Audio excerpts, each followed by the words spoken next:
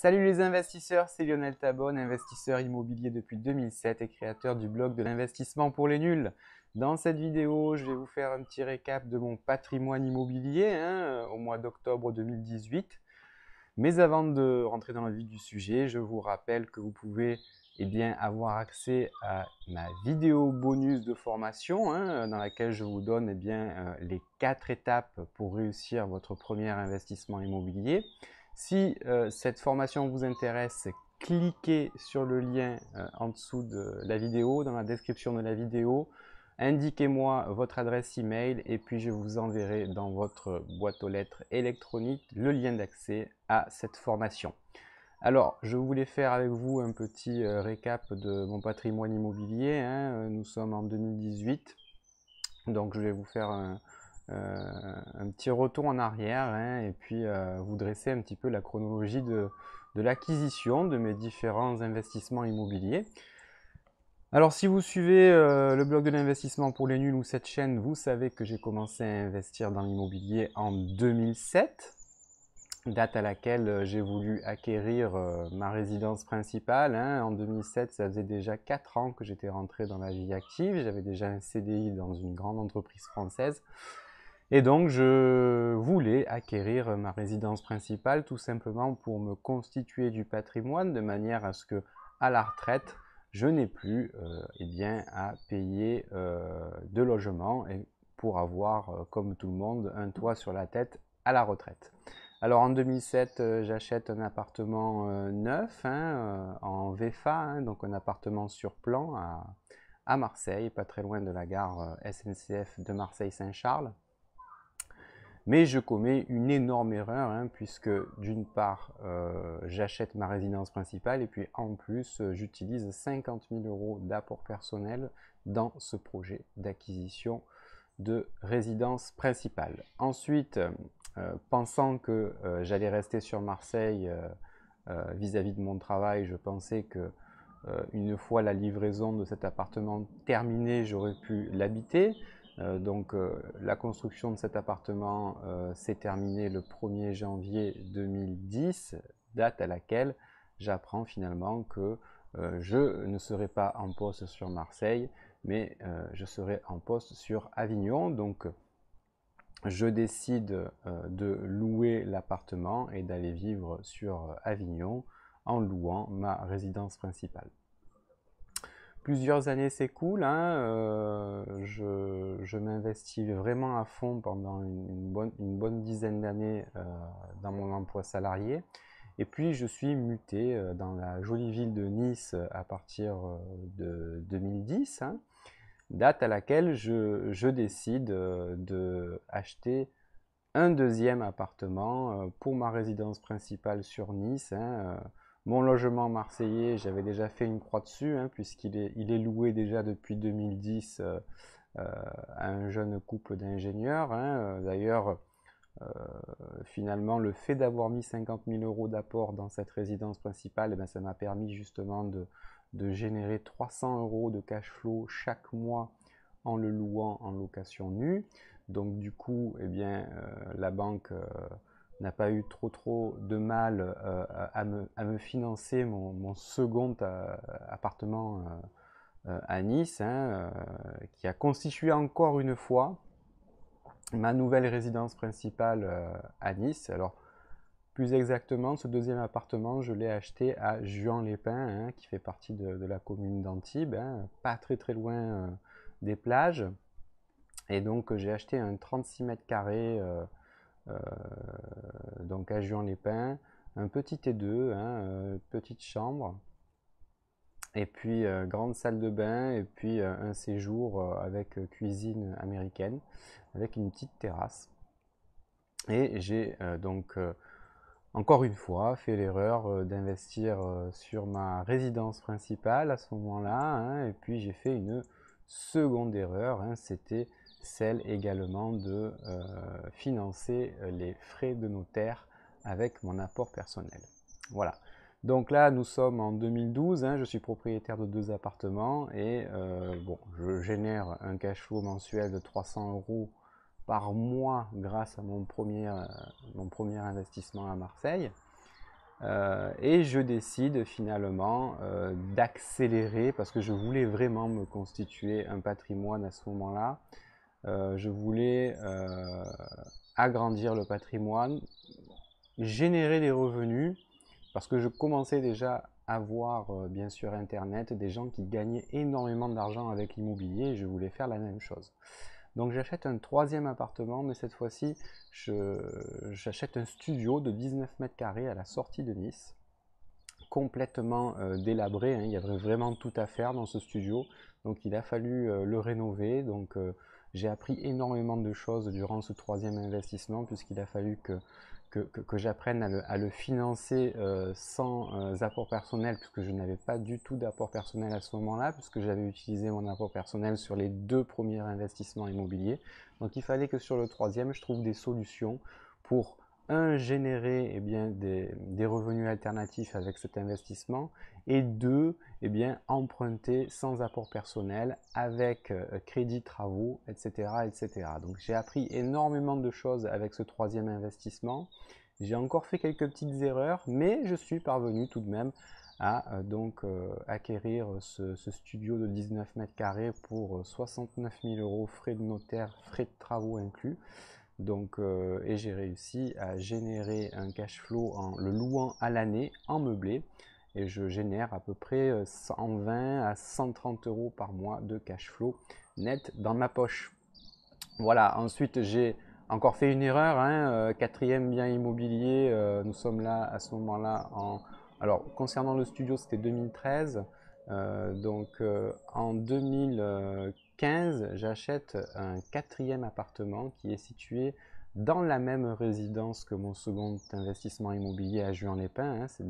C'est un appartement de 33 mètres carrés, un T2 avec une petite terrasse et puis une place de parking en sous-sol, que j'achète dans la résidence dans laquelle j'ai ma résidence principale, hein, et qui est une résidence au passage où il y a une piscine, un ascenseur, des garages en sous-sol. Bref, c'est une résidence vraiment BCBG entre guillemets, hein, dans laquelle il y a énormément de locations saisonnières du mois de juin jusqu'au mois de septembre. C'est un petit peu pour ça que j'ai jeté mon dévolu sur cet appartement dans la même résidence que la mienne, parce que je savais que la location saisonnière fonctionnait très très bien l'été. Donc j'ai acquis cet appartement pour 150 000 euros. J'ai fait un petit peu de travaux, mais c'était vraiment des travaux de rafraîchissement. Et puis j'ai remeublé le bien un petit peu de manière moderne pour pouvoir le louer à l'année. Alors, j'ai fait une location un petit peu hybride. Ça se fait beaucoup, hein, dans les Alpes-Maritimes ou même dans les villes assez touristiques. J'ai loué l'appartement du 1er octobre au 31 juin à des étudiants, hein, puisque il y a un campus universitaire très connu, pas très loin d'Antibes, qui s'appelle le campus de Sophia Antipolis. Et ça me permettait comme ça de trouver des étudiants qui venaient louer le logement du 1er octobre au 31 juin. Et je récupérais le logement au 1er juillet pour le louer à la nuitée, hein, donc mois de juillet, mois d'août, mois de septembre. Voilà, 3 mois l'été, je récupérais l'appartement et je le louais via des plateformes comme Airbnb ou Booking. Et ça me permettait, sur une année glissante, de générer quand même 300 ou 400 euros de cash flow mensuel.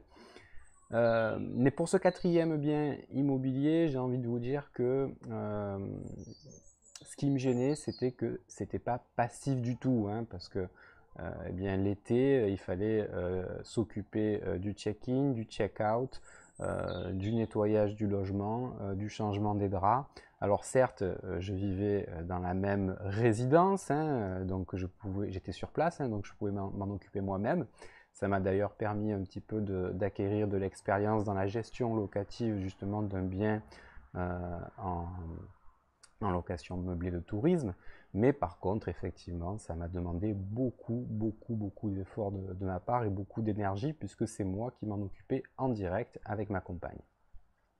Voilà, donc là nous sommes à peu près en 2015, hein, je suis toujours professionnellement dans la ville de Nice.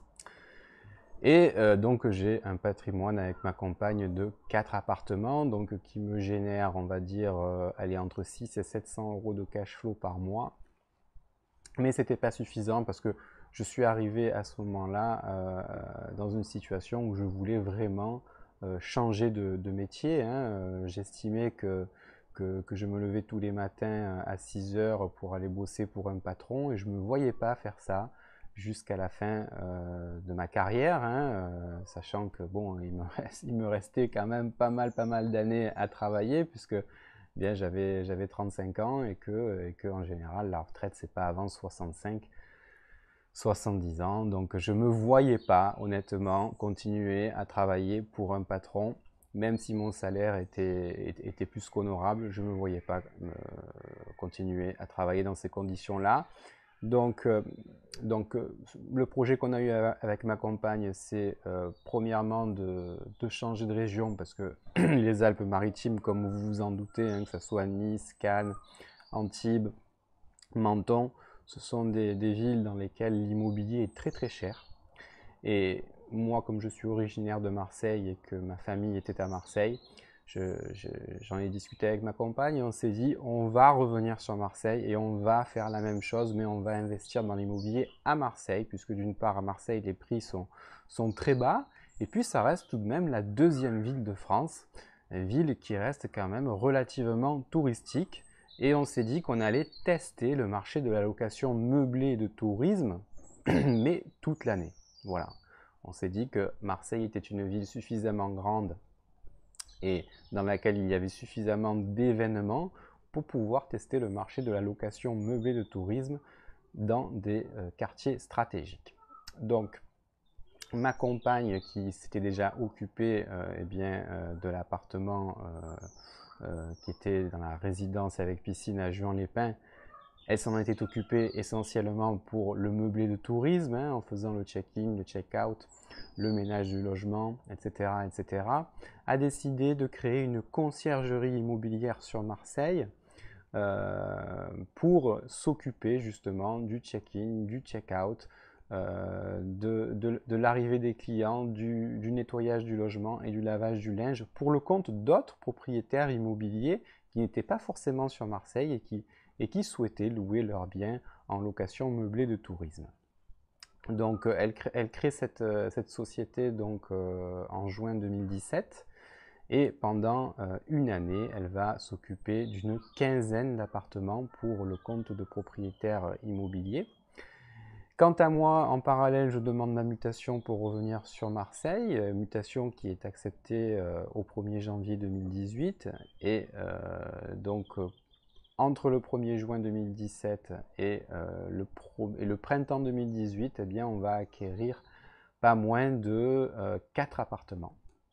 Oui, vous avez bien entendu, hein, on va acquérir 4 appartements sur la ville de Marseille, tous à crédit, bien sûr, en ne faisant plus les mêmes erreurs que nous avons faites lors de notre passage à Nice. Donc on en profite tout de même pour vendre un appartement que nous avions dans la copropriété avec piscine à Juan-les-Pins. On arrive à vendre cet appartement 165 000 euros, donc on va faire sur cette opération plus de 10 000 euros de plus-value. Et pour le même montant, c'est-à-dire pour 165 000 euros, on arrive à acheter 2 appartements qui étaient en fait à l'origine un seul et même appartement de 98 mètres carrés, mais que le propriétaire avait séparé. Au départ, c'était 2 lots en fait, hein. Il y avait un T2 d'une quarantaine de mètres carrés et un T3 d'une cinquantaine de mètres carrés au 3e étage d'une copropriété dans le 2e arrondissement de Marseille. Et le propriétaire en fait avait réuni ces 2 lots, ouais, donc il avait cassé un mur séparant ces 2 appartements pour en faire un grand appartement de 98 mètres carrés puisqu'il avait 3 enfants, donc il lui fallait beaucoup de chambres. Et donc il a réuni ces 2 appartements pour en faire un seul, et lorsqu'il l'a mis en vente, eh bien, je suis allé le visiter et j'ai vu que le prix du marché était tellement bas et il s'agissait d'une très très bonne affaire puisque ce vendeur en fait a fixé le prix de vente en fonction du projet qu'il avait à la suite de la vente de ce bien et du coup il n'a pas regardé le prix du marché, il l'a vendu à un prix défiant toute concurrence. Voilà, je me souviens que le jour où j'ai fait la visite, eh bien, il y avait 15 personnes derrière moi. J'étais le premier en fait à visiter le matin ce bien et j'étais tellement emballé que sur le chemin du retour, à la fin de la visite, quand je prends ma voiture et que je repars chez moi, je m'arrête de la voiture, je le rappelle et je lui dis, écoutez, je le prends, votre appartement, je le prends au prix. Voilà. Et donc finalement, sans négociation, j'ai acquis cet appartement qui en fait était deux lots et dans lequel en fait j'ai fait des travaux de rénovation, j'ai reséparé les deux appartements, j'ai recréé les deux lots en fait. Voilà, donc ces deux appartements, il faut savoir que eh bien, ils me génèrent une recette mensuelle d'environ 4 à 5 000 euros par mois. Et pour lequel je génère, allez, on va dire un cash flow d'environ 3 000 euros net mensuels dans ma poche. Voilà. Donc ça, c'était les deux biens que nous avons achetés en février 2018. En mars 2018, le mois suivant, on achète un 77 mètres carrés juste en face de la gare SNCF Saint-Charles. Donc là, c'est un très très grand appartement qu'on va encore une fois exploiter en meublé de tourisme. Et puis, on le rénove et puis on arrive à l'exploiter à partir de septembre 2018. Cet appartement, il me génère environ 2500 à 3000 euros de chiffre d'affaires mensuel. Et lorsque nous déduisons toutes les charges, on arrive à un cash flow mensuel de 1500 euros. Voilà, auparavant, alors j'ai sauté une petite étape en fait, lorsque ma compagne en fait s'installe en juin 2017 à Marseille, elle visite beaucoup d'appartements pour acquérir des logements et nous avons également acheté, donc avant d'acheter les trois biens que je viens de vous parler, dont je viens de vous parler, pardon, eh bien on a acheté un 88 mètres carrés toujours dans le secteur de Saint-Charles, et qu'on a divisé en faisant ce que l'on appelle une division non officielle avec un SAS. On a créé un SAS en fait dans cet appartement et on a créé, on va dire, un T2 de 35 mètres carrés et un T3 de 50 mètres carrés. Celui-là, on a terminé les travaux fin 2017 et on l'exploite depuis février 2018 en location meublée de tourisme. Et on obtient un chiffre d'affaires, on va dire, équivalent aux deux appartements dont je vous ai parlé à la Joliette. Donc on arrive à sortir un chiffre d'affaires mensuel de 5 000 euros. Voilà, donc pareil, on arrive également à 2500 ou 3000 euros de cash flow mensuel. Voilà pour ce qui est de mon patrimoine immobilier au jour d'aujourd'hui. Donc vous l'avez compris, il me reste un T2 de 36 mètres carrés à Juan-les-Pins, un petit studio de 19 mètres carrés à la sortie de Nice, ma résidence principale actuelle à Marseille. En réalité, c'est le premier bien immobilier que j'ai acheté. Donc ça nous fait 3. Nous avons les deux appartements de la Joliette, le T2 d'une quarantaine de mètres carrés et le T3 d'une cinquantaine de mètres carrés. Nous avons également le T3 de 77 mètres carrés, donc en face de la gare Saint-Charles. Et puis nous avons les deux appartements dont je viens de vous parler également dans le secteur de Saint-Charles. Voilà, merci d'avoir suivi cette vidéo. Si elle vous a plu, n'hésitez pas à la liker. Et si vous pensez qu'elle peut intéresser d'autres personnes, partagez-la. Et puis je voulais également vous remercier puisque vous êtes déjà près d'1 millier apprentis investisseurs à suivre la chaîne. Et puis ça me fait super plaisir et puis ça me booste pour vous délivrer toujours plus de contenu de qualité pour vous développer financièrement. Je vous rappelle également que j'ai créé pour vous une vidéo bonus qui vous donne les 4 étapes pour réussir son premier investissement immobilier. Si ça vous intéresse, cliquez sur le lien en dessous de la description de la vidéo. Et puis, indiquez-moi l'adresse à laquelle je peux vous envoyer votre accès à cette vidéo de formation. C'est complètement gratuit. Voilà, c'est fini pour aujourd'hui. Écoutez, je vous souhaite d'excellents investissements à vous. Profitez des gens que vous aimez, ayez l'esprit cash flow et quant à moi, je vous retrouve juste derrière pour la vidéo bonus. Ciao!